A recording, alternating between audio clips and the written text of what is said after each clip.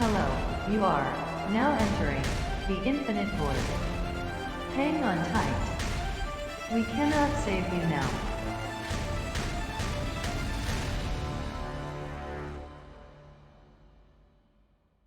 Hello and welcome to this week's episode. I'm your co-host Jacob.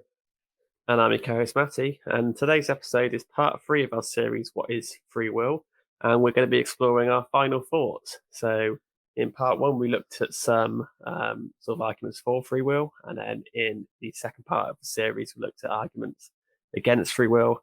And today I think we're just going to be sort of summarising what we think, giving our opinions finally on it, and looking back over some of those arguments. Yeah, it's been difficult the past 2 episodes, trying not to give away too much on how we feel and not upset anybody yet. This is what that episode is all for. I'm sure we'll talk about where we kind of fall. If anything, for me, the research and the learning from this series has kind of made me think about a few things and made me realize that I maybe wasn't thinking hard enough about a few other things, and I kind of just thought things without thinking about things, which sounds weird in itself. But yeah, what we'll do is we'll kick this episode off the same kind of way that we kicked off part 1 and part 2, and that's kind of just a basic intro into free will in case you missed any of those parts. But if you did, definitely go and watch them, because I think me and Matty do a good job of breaking down like arguments for both sides in a quick and kind of easy way if you've got less than an hour of time. But yeah, so free will is the capacity of agents to choose between different possible courses of actions. Free will is closely linked to concepts of moral responsibility, praise, guilt, sin, and other judgments. And traditionally, only actions that are freely willed are seen as deserving credit or blame. Whether free will exists, what it is, and the implications of whether it exists or not are some of the longest running debates of philosophy and religion. Some conceive of free will as the right to act outside of external influences or wishes. Some conceive free will to be the capacity to make choices undetermined by past events. And yeah, it's kind of where it falls. It's kind of been an argument for as long as we've kind of thought about thinking, I'd say. Probably since the invention of philosophy or around that time. And yeah, it's an interesting one, because I think if you asked the average person, they would definitely say that free will exists. And I think if you look at it just as like an observer from far away and you don't put much thinking into it, and you looked at like face value, you probably would say that it exists. Do you know what I mean? Yeah. But I think when you start like looking at how like physics works and like the laws of like reality and all this kind of stuff, it seems to start to go more down the route of like determinism and all that other fancy stuff. So it's an interesting one, because for me, I've always kind of felt like I have free will. Like it's weird when I'm talking about free will. I'm like, it doesn't exist, because in my brain, I'm like, I quite like the idea of like simulation theory and the idea of like multiverses and stuff like that. So for me, it can't really exist, because it wouldn't in that kind of world. Like when I'm looking at characters in my games, even if they're NPCs, they're still coded and they're still affecting around them. Do you know what I mean? They're not making decisions that are like a singularity to the system. So for me, that's how I've like always conceived it. But then at the same time, I'm like, damn it, because I do feel like I have free will slightly. Like I can make decisions and do stuff independently, but I'm obviously well aware that I'm not independent to the rest of society and the rest of the human race. I'm just special. So do you come down on just put the opinion out there, do you come down on the side of free will doesn't exist then? I'm not has that changed at all during this series? Okay, so prior to the series, I fully believed that it did not exist, because I was vibing really hard, like I said, with those kind of things and it being deterministic, and that's kind of just where I fell on it. However, the more that I've looked into it, not that I'm saying that it does exist. I'm just saying that there are some things that I've like been vibing with, like the whole libertarianism idea about the feeling of feeling free more so, or maybe it's more so a moral responsibility, and it's not necessarily free will. It's just this kind of like thing that we have. Do you know what I mean? Mm-hmm. I kind of like that idea because maybe we've got the name wrong, and I do like the argument as well that people always say, like, you know, as humans, maybe we have overcomplicated it. Not that I vibe with that, but it is an interesting idea too. Do you know what I mean? Like maybe we're just existing and that's it. And we've kind of like thought about existing too much to the point where we're like, do we even exist, or is something making us exist for us? Do you know what I mean? And all this kind of stuff. So that's kind of where I'm falling at the moment, but I'm sure we'll kind of go into it. What about you? Yeah, so I was on the side of it not existing, and I don't think this series has massively changed, sort of whether I believe it or not. I still fall on the side of things are deterministic and free will doesn't exist, but I think I'm more open to the idea that maybe it's a good thing that we can all just go along and pretend it's real, and that it's more useful for society if we pretend it's real. And also the argument that I think hits that I was most sort of interested in was this argument of, well, you can't.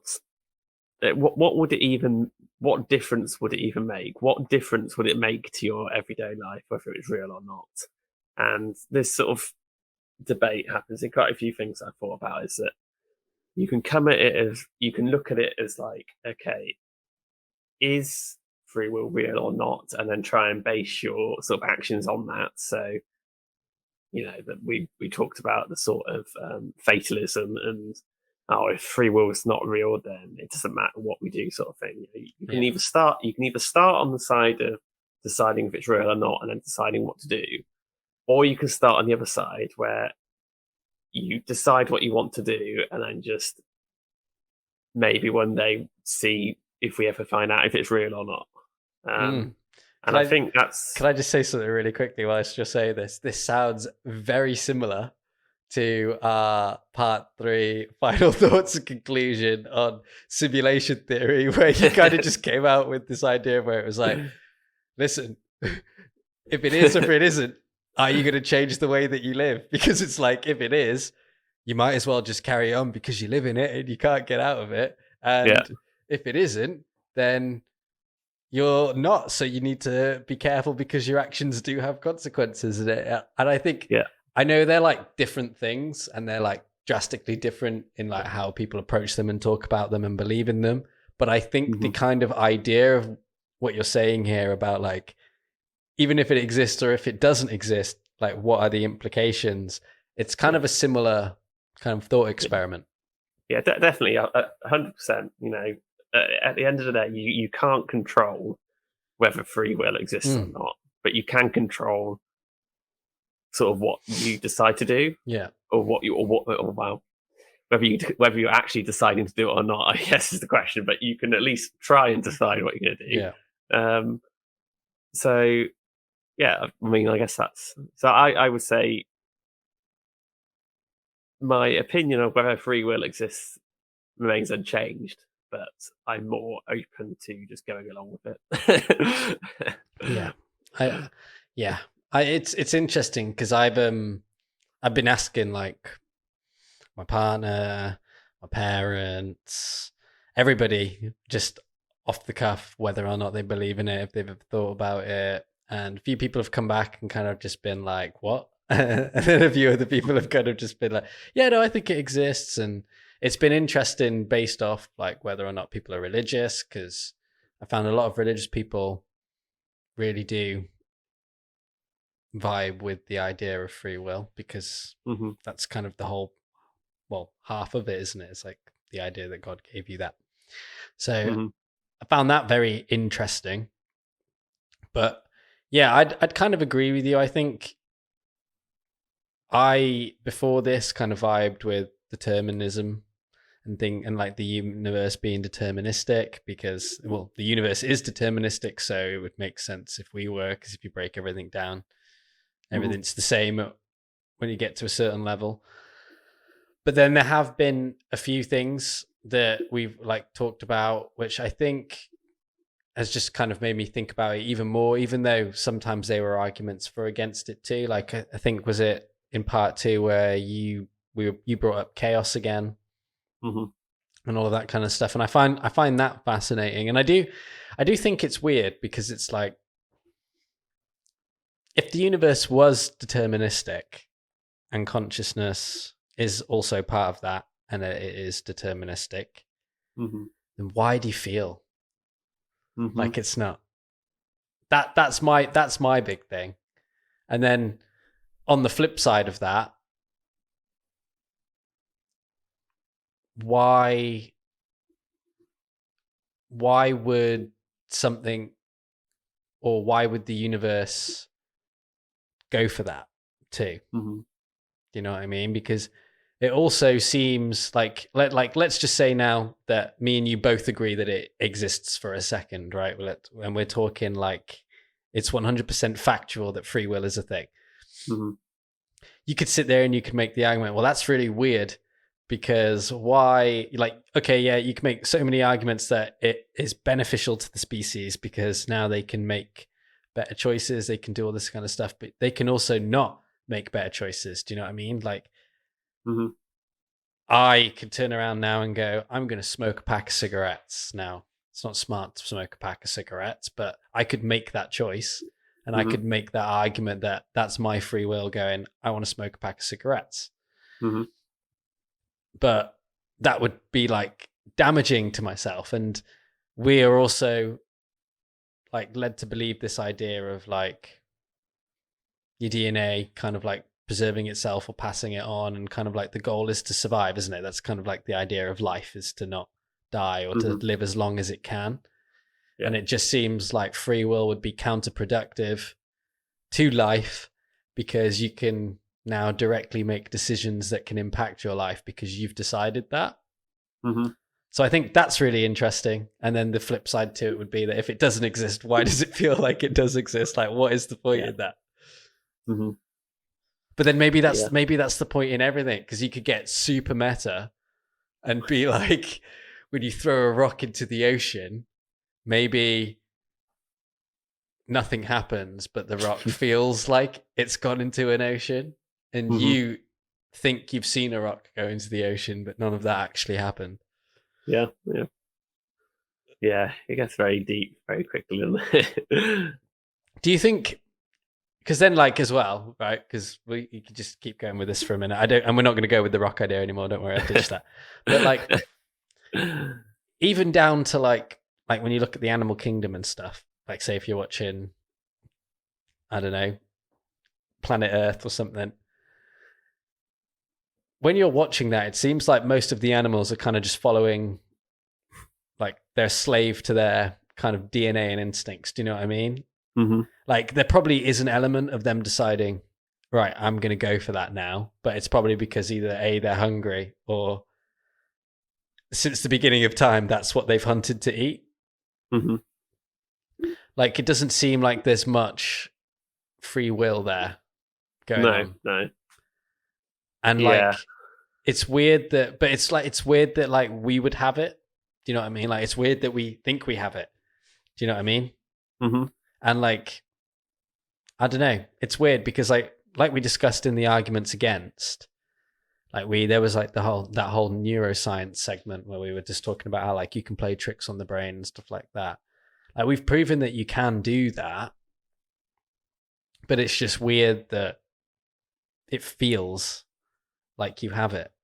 And I think another thing that's really interesting as well is like, and I don't know if I mentioned this in part 1 or part 2, but I wanted to mention it at some point in the series, is like you also get people, don't you, that have like accidents or like damage or hit their head or damage their brain, and then they can like speak other languages, or like they can like they completely change their profession or hobby or sexuality or all sorts. Mm-hmm. And it's like, well, that's like a physical like event that is changing what you perceive as your free will. So then surely to some extent consciousness is affected by the physical reality, which is Mm-hmm. deterministic. But I think at the same time, like, could you ever code up, like, could you ever make an AI have free will, or could you just code it the option to make it choose yes or no, and it decides based off Yeah. some silly thing? I think free will is very entangled with this with like consciousness, because we spoke before about being able to create an artificial consciousness. Now that would be, if we could do that, or we couldn't do that, that would be a fantastic indicator of whether free will exists or not, because a computer is absolutely deterministic. Yeah.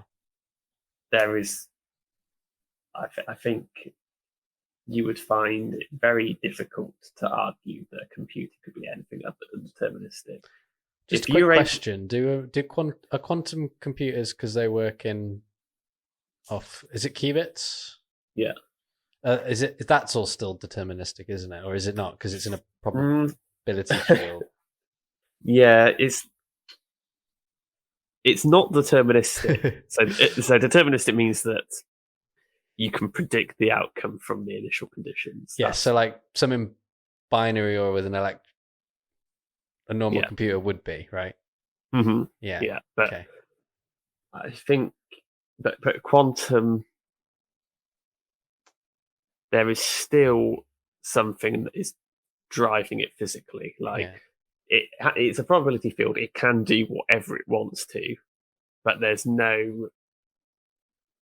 At the same time, there's certain things that it can't do. Like if you have a probability field that says like, oh, it can be here or here, your particle is never going to be anywhere other than those two positions. Yeah. Like it can't just do whatever it wants. Yeah. So it's not deterministic, but it is still confined by reality. Mm. That makes sense. But so whether it's the quantum computing stuff sort of adds an extra sort of difficulty to it. But sticking with just computers, if you were able to create a consciousness on a physical computer somehow, that would be an amazing. I think that would be almost definitive proof that free will doesn't exist. Or you could try and argue that the consciousness isn't real. Because I don't think there's any way those two things could happen. If you could create something that was conscious and able to, and seemed like it was making decisions, but was running on a computer that is absolutely deterministic, I don't see any way in which those two things can be compatible, because you'd have something that is clearly following computer instructions, whether those are instructions that a person would write, probably not, or whether it would be some machine learning algorithm that the computer is generating as it went along. It's still absolutely 100% defined by what code is there for it. Interesting. So I don't. That would be interesting. I think when we've did an episode or a series about consciousness. I think it's an episode, wasn't it? We did a series on AI, and I think there was an episode in that on consciousness, but we've not done. Well, it was artificial consciousness. I don't think we've done one on consciousness yet, which would be a shout for the future. Mm-hmm. But in any case, I think that would be, if we did ever get to that point, that would be a make or break, because I just don't see how those two things could be related. And that's why I think this argument of free will is very entangled with what consciousness is. And like you say with the animals don't appear to really have free will. And that again ties into this idea of like consciousness being a human thing. And it's very, very complex. It is. It's weird because like it's such a good argument for there being a creator. Do you know what I mean? Like this feeling of like free will. Because like if somebody did create the universe, then that would probably be why you would have it. Yeah. But if there was no creator to existence, then why does it feel like you have it? I think it's also a good. Yeah, I definitely agree with that. But you could apply the exact same sort of logic to this all being a simulation. If you wanted to keep your Sims happy, giving them the illusion that they can do what they want would be a fantastic way to keep them happy in their little simulation. Yeah, it's probably just like one line of really simple code, but to them it's like the whole of their existence that they never figure out. Yeah. No, I like that. If you did go to the trouble of generating an entire universe, giving people some sort of agency that they feel like they can actually explore it rather than they're just there would be like a good shout. Yeah, because I was like trying to play this thought experiment today when I was like on my little walk after work, because I was trying to get into the zone. I was like, right, we're talking about free will tonight. I need to get ready for this one. And I was trying to think, like, if I made the universe, would I want, or not even the universe, if I just made like a digital world, would I want the beings in it to feel like they had free will, or would I just code them to be efficient? Like, would I just want them to like mine the planet correctly, go to the stars correctly, and treat it more like a game for myself where I'm like, how quick can these guys expand? Or would I want it to be more independent and be like, right, we'll leave it up to them, but it might fail. And then if it fails, it's kind of on me, because then look at this wasted space that I've made it for something that didn't work. And I was thinking like that, and I was like, yeah, no, to me, it would be like a complete waste of time to give something free will if you were like treating it as something. Do you know what I mean? Like, if there was a purpose to the species, it would be like not very beneficial to give it free will, because then the outcome might not happen. Like, if you wanted it to go a certain way. Yeah. So then I was thinking, like, damn it. On the other hand, if you were just running your simulation for fun, if you just wanted to see what people did. Yeah, no, that's true. So maybe if you're like a super narcissist, or like you really are vibing with yourself, maybe you create a simulation and you give them free will because you just want to see what happens. You want to see how good it can get or how bad it can get. Yeah. Have you seen Don't Look Up over Christmas? Oh, no, I haven't. Every time you ask me, and I'm like, you make me look like I've never watched a TV show or a film. Like, right, you need to watch Don't Look Up. It's on Netflix. I've seen it. I've seen the adverts. Okay, good, cool. I think you'd appreciate it. It's I should have a look at that. It's a good one, but yeah, no, I think with free will, it's an interesting one, because I think it's like you were saying. I think it's good for the species and it's good for civilization to feel like we have it, because it kind of keeps us all in line too. Like, you feel like you have to be a good person. You feel you have to treat somebody a certain way. Yeah. Well, like we discussed in episode 1, like the entire legal system is based around the idea that you've chosen to do something. So. Yeah, exactly. Like, and it creates accountability, and it creates like a moral compass. And I think all these things are good for the human race. I think we need those things. I think the downside to it would be if we do. It's looking like it's probably more so leaning towards not, I would say, anyway. Maybe that's just more my beliefs after doing all this research. I'm sure somebody out there would come at me and say that there's more evidence for free will. But I feel like it seems like the science is probably going to lean more that way in the future. And I'm interested into seeing what happens with that and where that goes, because obviously, like, it'd be a huge blow to the species, but I feel like, I don't know, it's a weird one, isn't it? Because it's like, if you do feel like you have free will, and if you don't think about it, when you make a decision in your life and you're not thinking on the, like when you turn around, Matty, and you do something ballsy, or you're in an argument with someone, or you stick up for someone, or you just do the right thing in a moment, you help someone out, right? In that moment, you're not thinking, God damn it, free will doesn't exist. I'm a slave to society, and I've just done that because I was always going to do that. You like walk away from that situation and you're like, I just did a good thing. I feel good. Or I've got loads of adrenaline because somebody just tried to fight me and I just had to deal with the situation. So like, it's weird that that's there. And I think it'll be interesting, like you're saying, to see what comes from it, because there is like an indeterministic nature to quantum physics.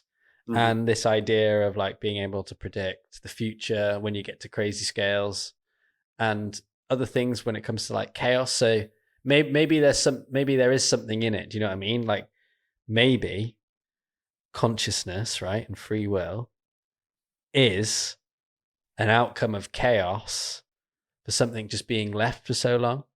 Do you know what I mean? Like maybe like a biological organism being left for long enough in a chaotic outcome, there was a chance where it could create like a natural indeterministic nature through something crazy.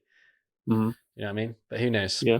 Because it is weird. I can't argue against the feeling of freedom because it does feel like it's there. Yeah. However, to me, it just feels like the science kind of says that it's not, and that's an illusion. And there are a load of illusions that I'm learning from philosophy, like the shadows on the cave and all that kind of stuff. So it's interesting. Yeah, I agree. But yeah, I think we'll finish this week's episode there because it's going to be a short one, really. It was kind of just our final thoughts and conclusions on the whole series. We're going to be pimping out the website in the coming month. It's not quite like Pimp My Ride, but it's gonna have a sleek new bit of design added to it and a few other features. I think Matty and I are looking into doing blogs to kind of support episodes so people can go and read if they don't have time to listen. And it can also help if anybody's doing any research themselves or want to reference anything that we ever say. If you don't have one of those fancy transcriptors, one of those, I don't know what it's called. It's one of them. Transcribers, yeah. So keep an eye out for that. We'll also be posting on social media in the coming weeks, probably a poll this week or next week with what some options for what the next series can be, and you guys can go and vote there. It's at Infinite Void Pod, and that'll probably be on our Instagram, our Twitter, and on our website. You can also head over to our Patreon, where I've updated that and kind of changed some of the pricing packages around and moved a few little bits. So go and check that out. There'll be a link in the description, but it's patreon.com/Infinite Void Pod again. Go and check out This Week on Planet Earth 2, because we are also trying to get that to 100 subscribers, and we drop an episode every time we drop an episode of this podcast, same day. So go and check this week's episode out. We kind of talk about the James Webb Telescope and mysterious huts on the moon. I can't remember any of the other stories, but there was a few other ones. And yeah, you can follow me at Jacob E. Carson and Matty at the Matty JMP. And we will catch you next episode for a new series and lots of new content. Hey everyone, we wanted to take a moment to tell you about our brand new Patreon page. Yeah, so we've devised a load of new goodies that are neatly packaged across 3 different tiers for you. Tiers start at £3 and go all the way up to £10 a month. Just to say, the Patreon is in no way an obligation, and we're going to continue making the podcast as it is, freely available across all the platforms. But if you'd like to support us and show your support, you can now. So yeah, head over to patreon.com/Infinite Void Pod for more information.